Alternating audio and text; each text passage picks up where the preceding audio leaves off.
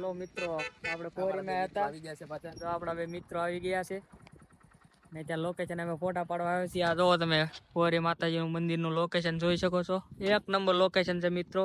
ક્યારેક આવો તો આ બાજુ આવજો ફોટા પાડવા. આ જો કમલેશભાઈ અમારા આવ કમા આવ બાપ આવ આવી જા કમલે. जय श्री राम। हमारे अभी गौरी माता के मंदिर पे मैं और मेरा दोस्त गौरी माता के मंदिर पे जा रहे हैं।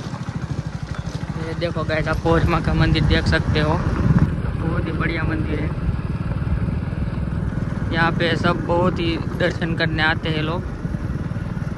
देखो आ गए अभी, बहुत ही बढ़िया मंदिर है यहाँ। हेलो गाइस, जय श्री राम। हम अभी आ गए हैं यहाँ पे पोहरी माँ के निचले वाले भाग में। इधर आप देख सकते हो कोहरा ही कोहरा है, इधर सब तरह पानी है। हाँ બધું ચોમાસામાં ભરાઈ ગયેલું પાણી છે અહીંયા। જો આ તમને દેખાય ના માતાજીનું મંદિર છે, અંદર ઘણા બધા પગથિયા ઉતરવાનું આવે છે। આ તમે જોઈ શકો છો।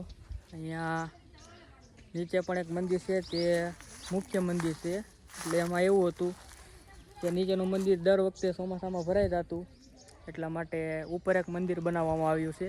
અત્યારે અહીં તમે જોઈ શકો છો પાણી જ છે, અંદર માછલા ને કાચબા ને બધું ઘણું બધું વસ્તુ છે। અત્યારે હું ને મારા 2-4 મિત્રો છે આવી ગયેલા છે। બહુ અહીંયા મજા આવે, ફોટા લોકેશન એક નંબર આવે છે યાર મિત્રો। આ તમે ઉપર જોઈ શકો છો, એનો ટાંકો છે, મસ્ત એક નંબર લોકેશન છે, જોઈ શકો છો। ચાલો મિત્રો, તો હવે આપણે ગૌરી માતાજીના મંદિરે દર્શન કરી લીધા છે ને આપણે પાછળ તમને ગૌરી માનું મંદિર દેખાતું છે। આ રાધેશ્યામ બાપુનું મંદિર છે, એ અહીંયા સંત હતા જે થઈ ગયા। હાલો મિત્રો, તો આપણે રજા લઈએ, મળીએ આગલા બ્લોગમાં।